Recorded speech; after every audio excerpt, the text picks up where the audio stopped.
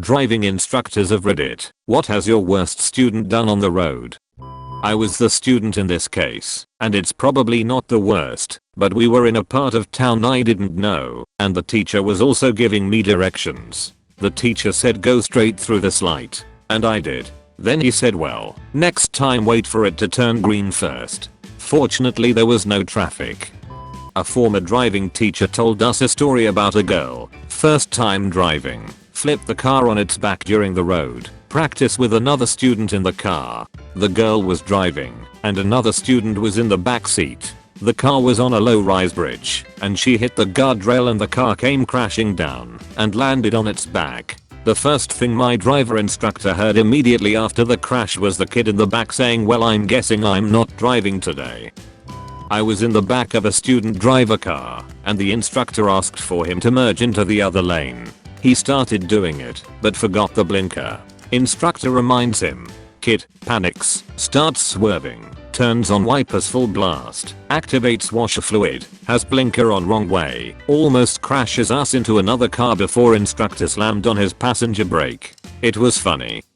My driving instructor told me about a student he had who wrecked his car. They were approaching a 4-junction roundabout, one of the built-up ones with small trees and shrubs in the middle, and he told her to go straight over, meaning the second exit straight ahead.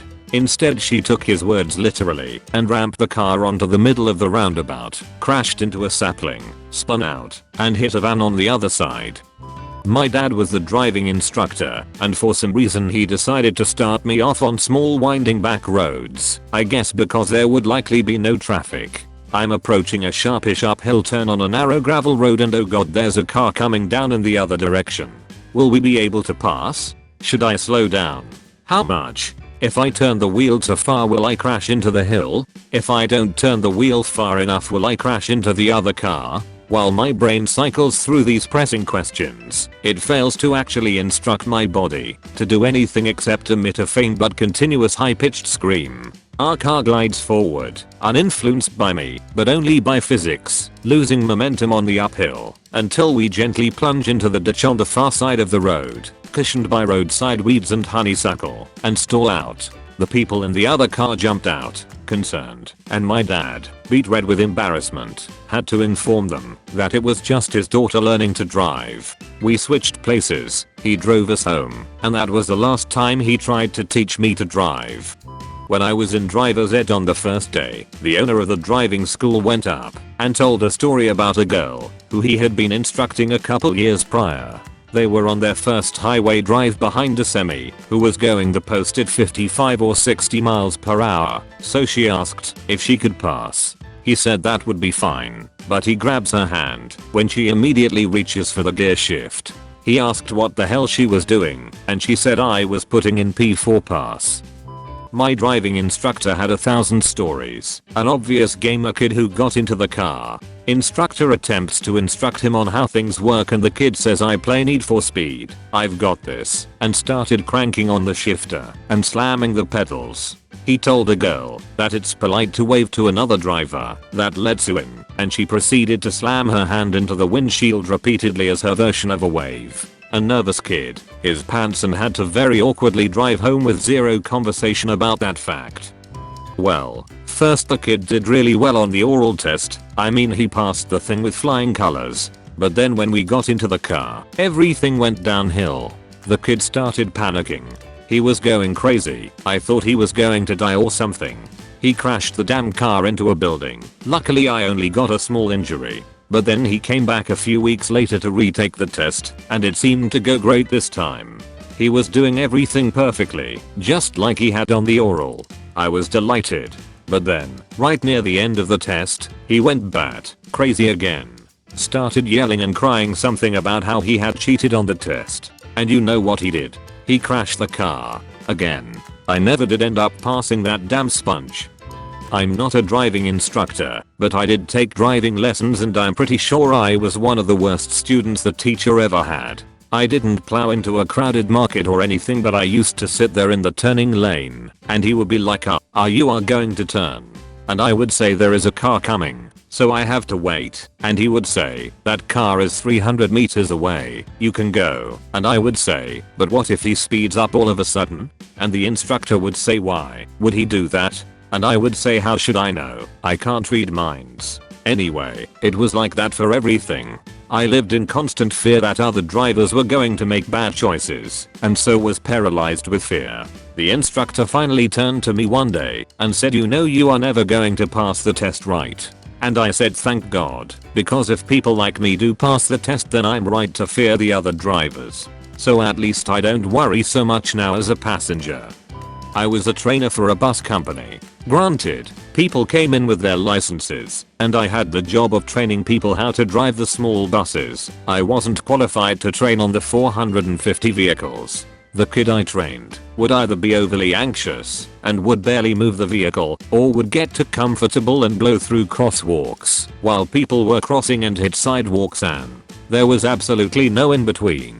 After 2 sessions I passed him on to my supervisor, and he ultimately made the decision to let this person go after they couldn't get the kid to drive normal either.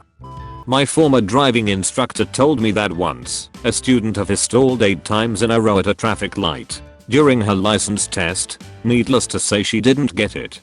When I was 16 years old, my parents hired a driving instructor to teach me how to drive. His name was Bob. My first interaction with Bob would come to set the tone for all of our adventures together. He pulled into my driveway with his red Camry and told me to get in. Now, for those of you who don't know, and I, at the time, did not, driving instructors have a second brake pedal installed on the passenger side in case of emergencies. I didn't even know that was possible. To me, it just seemed like a weird footrest. For the next few minutes, Bob tried desperately to get the car to move. It wouldn't budge. He stepped on the gas. He adjusted every possible gear and lever he had at his disposal. He cursed loudly. And, finally, he widened his eyes and snapped his gaze onto me. Are you pressing the brake? No. Yes. Yes, I am. Bob, I don't know why I said no. In my defense, get your foot off the pedal. Okay, Bob. And then we drove away. For the first time, I looked into the back, and I noticed a quivering fat boy sitting there quietly. Naturally, I asked, hey, Bob, why is there a kid in the back of your car? That's William. He's a student. Hi, Will. Silence. And then we dropped William off at home. In spite of the fact that I always had my lesson at the same time on the same day every week, I never saw William again. To his credit, William was a master of stealth and camouflage, and I often imagine that he went on to be a super spy. Regardless, Bob eventually let me drive the car. I remember my first time driving with Bob very clearly. I remember it clearly because of one very specific moment. A moment that went something like this. Keep going. Nice and easy. Bob, check your mirrors every 5 to 8. Bob, seconds and brake before you turn. Hey, Bob, what? There's a squirrel in the center of the road. Bob, what should I do? Just keep going. He'll move. He's not moving. Bob, he will. Just keep. Bob, he didn't move, and now he'll never move again. Pull over. And that's how I killed a squirrel the first time I drove a car. I never trusted Bob again after that. Bob taught me for a couple months, and, honestly, I wasn't too terrible a driver. We had our disagreements on how certain things should be done. For example, there was that one time I was driving on the highway and Bob caught me sidling up to an 18-wheeler and he asked me what I was doing. And I replied the Fast and the Furious, and he yelled at me. And there was also the fact that every week he asked me if I watched hockey, and every week he was unreasonably upset that I told him I wasn't some maple syrup drinking Canadian. But, generally speaking, things were going well. I took the driving test 3 times and failed twice. The first time I failed, it was for no apparent reason.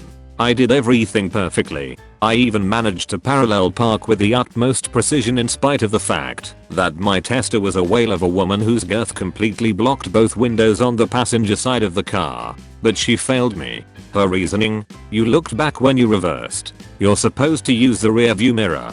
To which I mumbled you were supposed to eat the salad, not the bakery next door. The second time I failed with the exact same tester. This time I was too close to the cone. Did I hit the cone? No. but I was within 6 inches of the cone and that was apparently too close. I tried to reason with the behemoth, saying, "But, ma'am, the cone is supposed to represent the curb and, even if I did hit the curb, which you admit I did not, that wouldn't actually damage my vehicle or the curb." But she was unswayed by my words, as I imagine she was also unswayed by most things that sway people of average proportions. The third time I asked for a new tester, I'll admit that I wasn't having the best day. I nudged one of the cones, and guess what? He didn't even give a. He just looked at me and said you passed, and I got to go to the bathroom. And then he was gone, like some ethereal sprite that needed to pinch a loaf, which left me with Bob.